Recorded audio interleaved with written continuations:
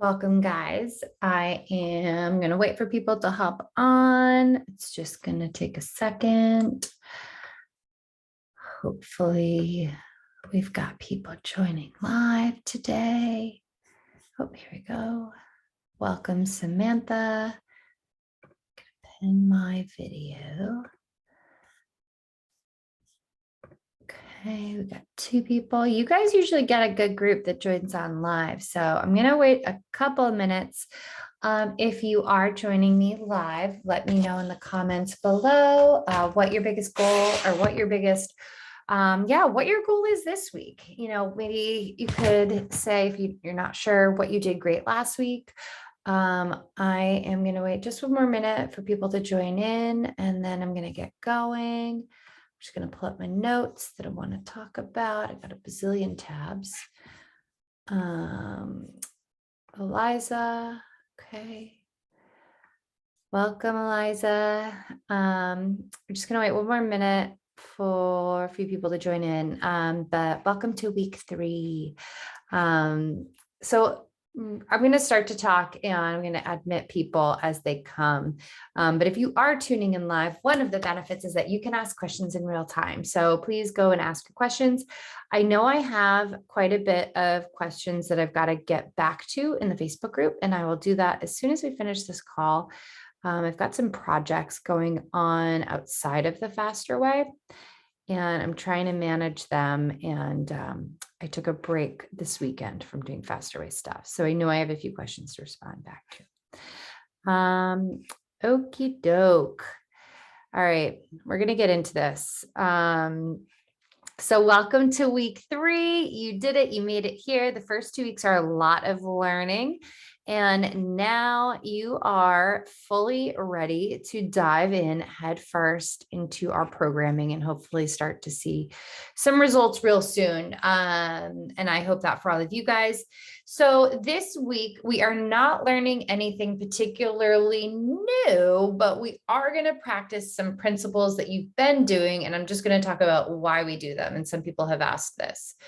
All right. So if you have not done the workouts yet, I highly encourage you do them this week.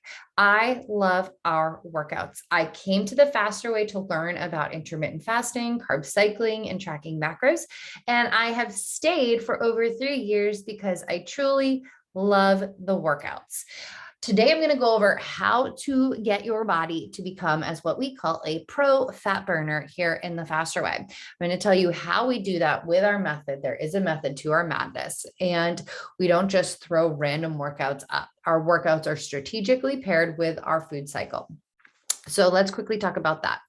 Today is a low carb day, as you may know, and we pair that with our HIIT workouts. Now, the point of that, and I kind of touched on this on previous calls, and I'm just going to get into it a little bit more deeper, is to tap into our fat stores. If your body has glycogen readily available, and glycogen is basically, I don't want to say they're just carbohydrates because your food will turn other food into glycogen. But if your body has glycogen readily available, it is going to use that for energy. That is going to be your primary source of fuel. We want to tap into fat, however. Your body does not automatically burn fat. Sure, there's that myth of I don't want to say myth, but the fat burning zone. And a way that we do try to become fat burners is by limiting our carbohydrates on these low carb days and doing high intensity interval training. By combining those two things, we are going to use up all of our readily available glycogen, and then we're going to be able to tap into our fat stores. I truly think this is one of the pillars of the Faster Way, why it is successful. We do not eat low carb long term because we do think that it is not sustainable. Number one, eventually it is going to wreak havoc on your hormones and your body no longer will optimally function. And at some point, you're all of a sudden going to eat carbs again and you're going to gain all that weight back. And so by doing by doing carb cycling, by doing 2 low carb days back to back, utilizing the HIIT high intensity interval training, we believe that you're going to better be able to tap into your fat stores to burn fat for fuel. Now we do this Monday and Tuesday. We do it back to back, and we intentionally combine our HIIT workouts with our low carb days. Some of you are going to be like, ugh, I need an extra boost of energy.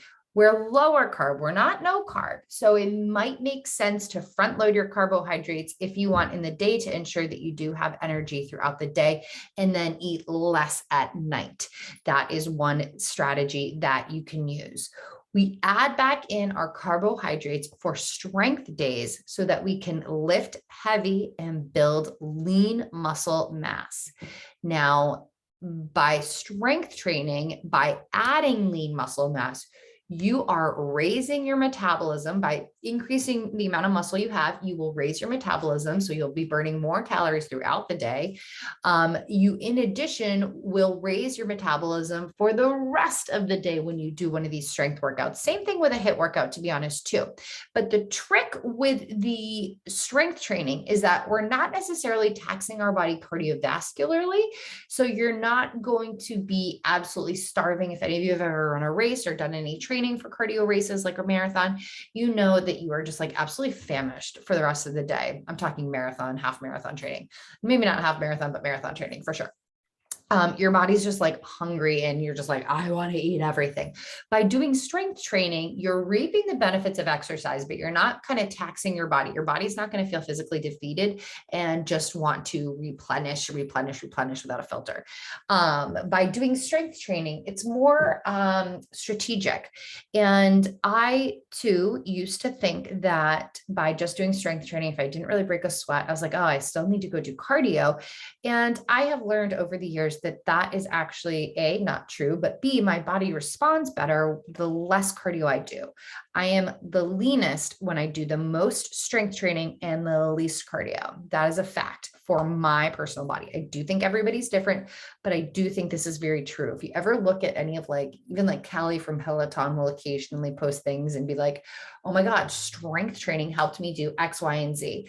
One of those things was have a better relationship with food and exercise. And it also made us all appreciate our bodies more and for some reason fall in love with them. Whereas we kind of had a love-hate relationship before we discovered the beauty of strength training. So if you haven't done the workouts yet, I highly recommend them. Our strength training workouts are like having a personal trainer. If you have been working out on your own without a schedule in the past, you're kind of just doing a workout that maybe makes you feel good and stays consistent. But I really think working with a personal trainer and something like the Faster Way, it keeps your momentum going forward. It keeps your progress, your results building upon each other. I remember at one point I was working religiously with a personal trainer and I got to a point and I was like, I mean, if in order to see progress, I have to keep lifting heavier and heavier, does this mean I'm eventually going to be doing bicep curls with 25 pounds? And no, that's not the goal. That's not the journey that we want you on, that women are going to be on. Because, right, you're going to lift, you're going to get stronger, and then you're going to be like, I'm over this, and you're going to stop. But eventually, you're going to tap out. You're not going to be able to lift anymore for a bicep curl. Anyway, point of this is saying in the Faster Way, every month we switch up what we're doing and every workout builds upon itself. So you don't have to lift heavier. We're just going to alternate the type of workout that we're doing. This month, we're doing straight sets, which personally I like because I use changeable dumbbells. And if I have to change my weight in between moves and I'm doing them back to back, it's a pain in the butt. So I love the straight sets personally.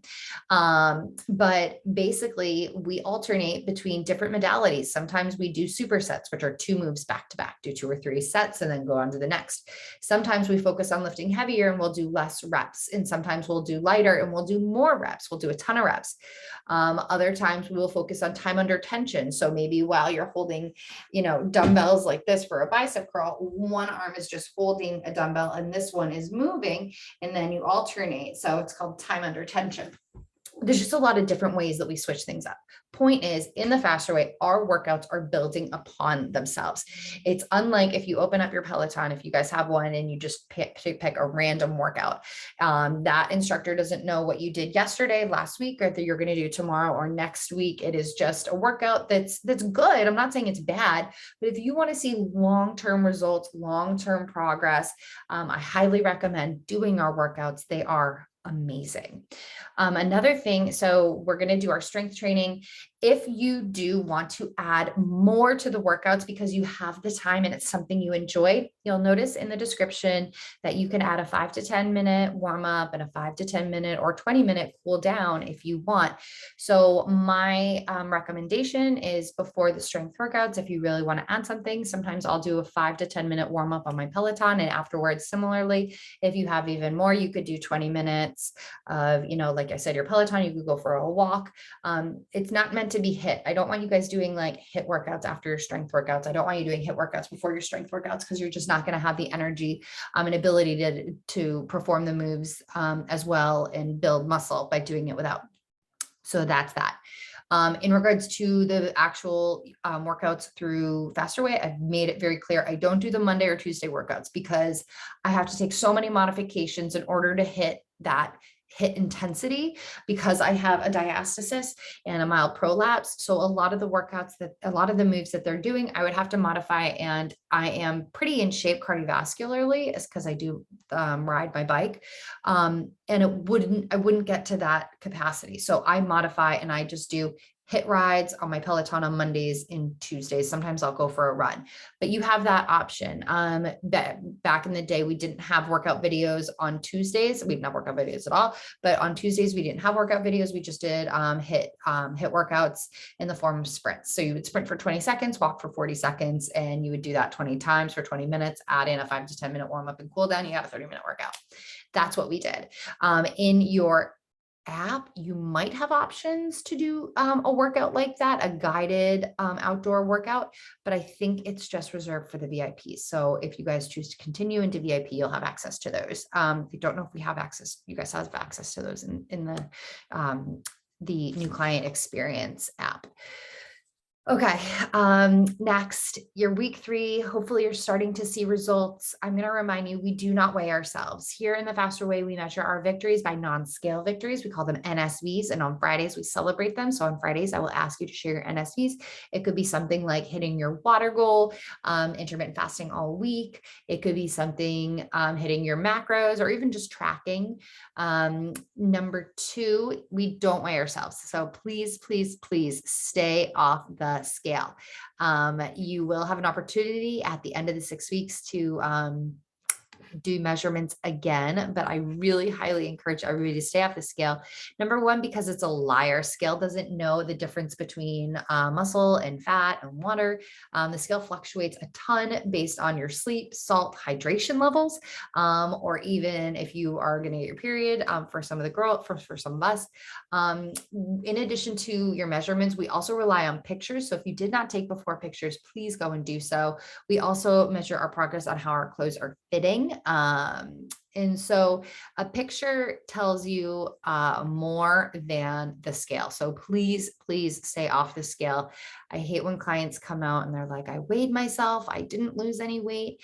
And then it's like, well, if you weigh yourself in the morning after you pee, it's going to look like you lost like 4 pounds. And if you weigh yourself at the end of the day and you've had a lot of water, a lot of salt, it's going to be completely different. So we really don't use the scale to measure our progress. Another motto, and I've told you guys this, is that we focus on progress over perfection. So now that everybody is starting to post your macros, where you're hitting them, I highly encourage you to try to hit that goal within 5 to 15 even grams. 15 I reserve for protein and carbs. I'd like you to be 5 to 10 really of your fat, and you can be plus or minus, above or below those goals. When you post a screenshot of your macros, let me know how you're feeling. Say, hey, I'm hitting my macros and I'm starving, or hey, I'm not hitting my macros and I'm not hungry. What's up? I don't want anybody to eat. If you're hungry, obviously eat. If you're not, you don't have to. But if you are going to be under on your macros, try to be kind of consistently under on all of them, so that you're not like, going 10 over on your fat and you're 20 under on protein and carbs. I'd rather have you be 10 under on all of them, if that makes sense. I want you to kind of maintain that percentage that you're trying to hit, that 45, 25, 30 for most of you.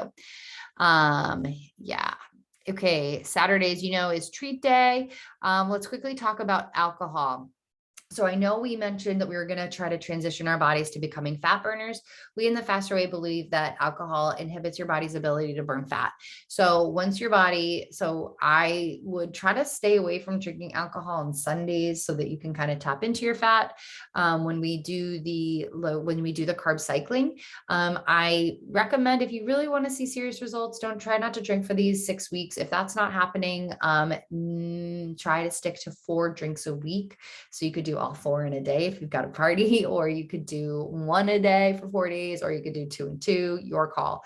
I did share in the group how to track alcohol because it is a little wonky. Alcohol is a sugar alcohol, which is technically not a macro. So if you were to plug into, I think it's different now that we use our own app. But before, when we used MyFitnessPal, people would just type in wine and they'd be like, oh my God, like I still have all these carbs and whatever. And it's like, well, we actually track alcohol as a fat or a carb, not one.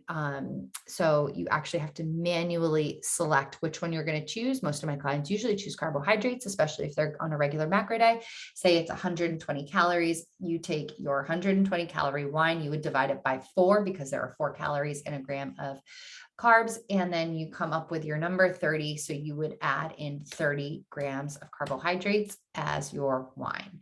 You have to kind of do it manually. Yeah, you might actually be able to do it in the app. I haven't tried to track alcohol in our app recently, but probably. And lastly, I really want you guys to take your rest days serious. In the app, you do have the option to do these active recovery days. Sometimes there's a bar workout. I do not do these. I am a mom. I am active enough. I truly give my body time to repair. It is super, super important. When I do not let my body take time to repair, I notice that I am very bloated. So please take your rest days seriously as well. Recover. You can always do yoga if you're just one of those addicts that needs to just move your body. I get it. I've been there. All right, that's it. This was a somewhat short training. We do have a chat. Leanne asked how often I work out while fasting, pros and cons. I usually work out while I fast as well. I find that I have the most energy in the morning, and that's usually before I break my fast. So we recommend doing your workout before you break your fast on Mondays and Tuesdays. If you want to do your workout before you break your fast the rest of the week, awesome. You don't have to, but personally, just do it when it fits into your day. But I personally work out before I break my fast, but it's kind of whenever it is convenient for you. But I struggle to do my workouts later in the day. So I always do them before I break my fast. Natasha asked, is it true there is a 24-hour fast at some point during the 6 weeks? That is true. I make them optional for my clients. I like to practice what I preach, and I don't do the 24-hour fast.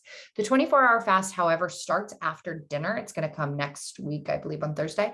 It comes after dinner. So you eat your dinner and you would start your fast at 6 p.m. and then you would break your fast at 6 p.m. the following day, and you would eat dinner and you would go to bed. I make it optional. We'll discuss benefits in next week's training. But again, I make it optional because I don't do them. If you are nursing, you do not do them. If you've ever had an unhealthy relationship with food, you would skip them as well. My clients that do them say they're a lot easier than they expected. But again, I make them optional in my groups. Samantha asked, is it okay to add extra ab work? And does it matter which day? Nope. Go ahead and add extra abs. The thing about the Faster Way is that you're actually using your abs for a lot of the moves and you just don't realize it. In VIP, we do have extra ab workouts. And every month we have a new challenge. This month we are doing booty. So we have an extra 10-minute booty strength on Mondays, Wednesdays, and Thursdays. But for abs, so we did abs actually in March. And so you can add abs if you would like. I would recommend maybe Mondays, Wednesdays, and Saturdays. It doesn't really matter which day, in my opinion. You could even do abs on your rest days. And Samantha also asked, can you think of any snacks that are protein and carb, but not fat? Yeah, so I would say something like, I would honestly just combine 2 random foods. So I usually, for protein and carb, a smoothie is kind of the easiest one. I would use a lean protein powder like Orgain Simple, which is what I recommend. And then a banana, obviously almond milk, just don't add nut butters or avocados or something like that. Alternatively, you could do something like I like to do turkey. I like buying deli turkey and I actually eat it as like a snack rather than like in a sandwich, and I'll just roll it up. There you go. You got your protein. And as a carb on the side, you could have a side of fruit. Like I said, strawberries, bananas, popcorn even. You could have a rice cake, which obviously tastes better with peanut butter, but you could. This is just on the fly. I'll share in our group some more suggestions, but in your app, there is a resource guide. There's resources and there is a macro cheat sheet and there are suggestions for things like that. So go and explore the app and I'll share one in our group later today. All right. I'm a little low energy. I got to go eat something. So that is all I have for today. Thank you for those of you joined live, and the rest of you, if you do have a question, just leave it below this video and I will see you guys real soon. All right. Bye.